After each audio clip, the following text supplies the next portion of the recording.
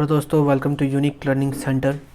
आज हम लोग डिस्कस करने वाले हैं एक बेहतरीन टॉपिक, रिजर्वेशन। स्टार्ट करने से पहले मैं आपको बता दूं कि हम लोग इस चैनल में डिस्कस करते हैं इम्पॉर्टेंट टॉपिक्स जो कि न्यूज़ में रहता है, और आपको मिलता है यहाँ पे कंप्लीट हैंड रिटन नोट्स जो कि काफ़ी क्रिस्प में रहता है, और जहाँ ज़रूरत होता है वहाँ चार्ट का यूज़ किया था, काफ़ी कीवर्ड का यूज़ किया था ताकि आपको रिवीजन करने में काफ़ी आसानी हो। तो बिना देरी का स्टार्ट करते हैं। तो आखिर ये न्यूज़ में क्यों है? क्योंकि रिसेंटली जो मद्रास हाई कोर्ट है, मद्रास हाई कोर्ट ने तमिलनाडु के द्वारा एक लॉ पास किया गया था जिनको अभी नल वाइड कर दिया है। उसमें क्या किया गया था कि जो वन्याकुलर क्षत्रिय कम्युनिटी, एक कम्युनिटी है वन्याकुला क्षत्रिय कम्युनिटी, तो एजुकेशनल इंस्टीट्यूशंस में इनके इस कम्युनिटी के लिए 10.5% जो रिजर्वेशन फिक्स कर दिया गया था। लेकिन अब यहाँ पे इसका इशू क्यों आया? क्योंकि 102 कॉन्स्टिट्यूशनल अमेंडमेंट एक्ट के थ्रू ये पावर दिया गया था प्रेसिडेंट को जो बैकवर्ड क्लासेस को आइडेंटिफाई करने का। तो ये तो यहाँ पे तमिलनाडु गवर्नमेंट ने किया, मतलब यहाँ पे हम लोग को देखने को मिलता है सेपरेशन ऑफ पावर का वायलेशन। हालांकि बाद में 105 कॉन्स्टिट्यूशनल अमेंडमेंट एक्ट करके ये पावर फिर से स्टेट्स पावर को दे दिया था आइडेंटिफाई करने के लिए। लेकिन उस समय जब ये तमिलनाडु के द्वारा जो कानून बनाया गया था उस समय का उल्लंघन था, क्योंकि 105 कॉन्स्टिट्यूशनल अमेंडमेंट एक्ट उसके बाद आया हुआ था। ठीक है, यहाँ पे ये चीज़ है। अब यहाँ पे कुछ इसका बैकग्राउंड्स को समझते हैं रिजर्वेशन के बारे में। तो यहाँ पे यहाँ पे टॉपिक है no quota without quantifiable data. ठीक है, बिना किसी क्वांटिफाइबल अच्छे डाटा के रिजर्वेशन देना क्यों सही नहीं है, यहाँ पे देखेंगे। एक्चुअली स्टेट जो होता है यहाँ पे इंडिया में, देखिए इंडिया में रिजर्वेशन जो होता है, रिजर्वेशन के बारे में कहाँ मेंशन किया हुआ है? आर्टिकल 15 क्लॉज 4, 5, 6 में किया हुआ है। क्योंकि एक्चुअली हम लोग जानते हैं कि आर्टिकल 15 में है कि किसी तरह का डिस्क्रिमिनेशन नहीं किया जाएगा on the basis of caste, sex, religion, gender. Okay, तो यहाँ पे गवर्नमेंट एजुकेशनल इंस्टीट्यूशंस के लिए जो सोशली और एजुकेशनली बैकवर्ड क्लासेस है उनके लिए रिजर्वेशन का बात किया गया है गवर्नमेंट एजुकेशनल इंस्टीट्यूशंस में। और बस उसी तरह यहाँ पे आर्टिकल 16 क्लॉज 4 और 6 में बात किया गया गवर्नमेंट जॉब्स के लिए रिजर्वेशन का बात किया गया है। उसी तरह ये तो हो गया आपका कॉन्स्टिट्यूशनल आर्टिकल। अब लेजिस्लेचर्स में, जैसे लेजिस्लेचर्स में पार्लियामेंट में या फिर स्टेट लेजिस्लेटिव असेंबली में, इसमें भी कुछ रिजर्वेशंस का बात किया गया आर्टिकल 334 में। या इतना मतलब बात किया जाता है रिजर्वेशन के बारे में हमारे कॉन्स्टिट्यूशन में। ओके, अब यहाँ पे हमारा अब तक जो था 2019 से पहले तक जितना भी रिजर्वेशन था वो सोशली एजुकेशनली बैकवर्ड क्लासेस के लिए ही था।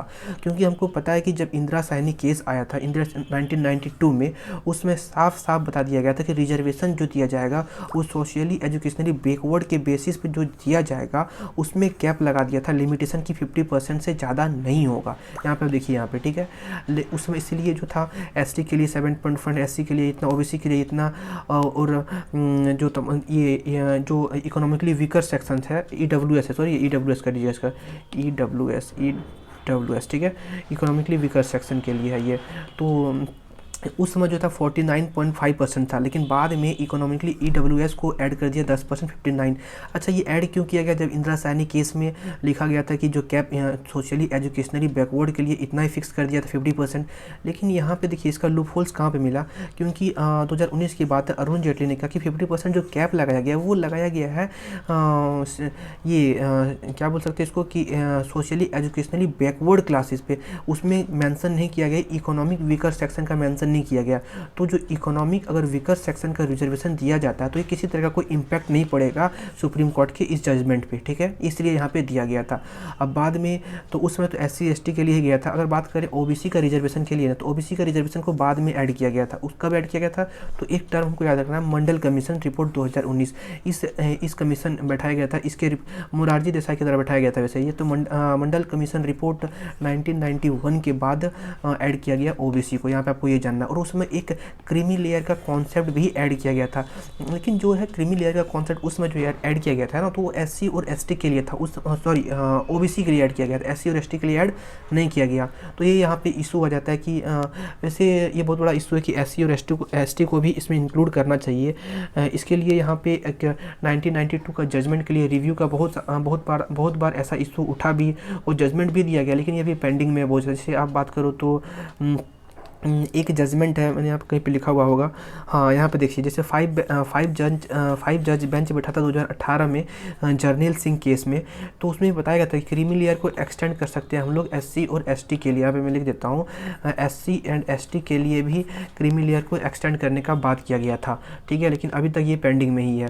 तो इतना सारा चीज़ है इसमें। अब यहाँ पे अगर यहाँ पे जो 1992 का जजमेंट को अगर रिव्यू करता है, तो एक नियम है कि अगर जैसे पहले का जो केस था पाँच बेंच का जजेस का था, लेकिन अगर उसको जब मॉडिफाई करने का बात आता है तो उससे ज़्यादा बेंच को, हाँ उससे ज़्यादा जो बेंच होगा वही उसको मॉडिफाई कर सकता है।